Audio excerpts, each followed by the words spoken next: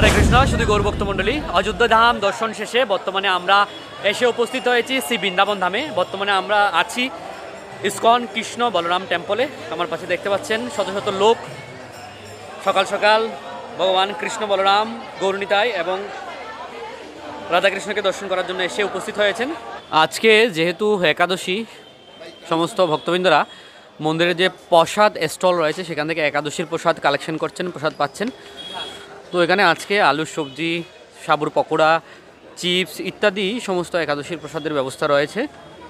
কেউ আপনারা একাদশীতে যদি শ্রী বৃন্দাবন ধামে আসেন, এখানে একাদশীর প্রসাদের যথেষ্ট সুব্যবস্থা রয়েছে, আপনারা স্টল থেকেও প্রসাদ পেতে পারেন। পাশাপাশি দুপুর 1টায় কিন্তু গোশালাতেও একাদশীর প্রসাদ বিতরণ করা হয়। তো আপনারা দেখছেন একাদশীতে কিন্তু কৃষ্ণ বলরাম মন্দিরে প্রতি একাদশীতে ফ্রিতে প্রসাদ ডিস্ট্রিবিউশন করা হয়। আজকে যে প্রসাদে বিতরণ করা হচ্ছে এটা সামুরাইজের খিচুড়ি করা হয়েছে। বৃন্দাবন ভালো বৃন্দাবন তো ভালো লাগবে। আচ্ছা, যারা বাংলাদেশ থেকে এখনো বৃন্দাবন ধামে একবারও আসেনি তাদের উদ্দেশ্যে আপনি কি বলবেন? তাদের কি দর্শন করা উচিত? অবশ্যই দর্শন করা উচিত। এটা ভগবান শ্রীকৃষ্ণের মানে জন্মস্থান না, একদম জন্মস্থান না, এবং লীলাস্থলী। আমরা রুম নিয়েছি ঠিক প্রেম মন্দিরের সামনে, পার ডে লাস্ট 1200 টাকা। তো আমরা এখন প্রসাদ পেতে যাব ইসকন যে গোশালা রয়েছে। একাদশীতে ইসকন বৃন্দাবন থেকে একাদশীর প্রসাদ ডিস্ট্রিবিউশন করা হয়। আপনারা দেখতে পাচ্ছেন একাদশীর প্রসাদ বিতরণ চলছে। তো দেখতে পাচ্ছেন সাবুর পোলাও দিয়েছে মাতাজি, আর এদিকে মাতাজি দিচ্ছেন আলুর সবজি।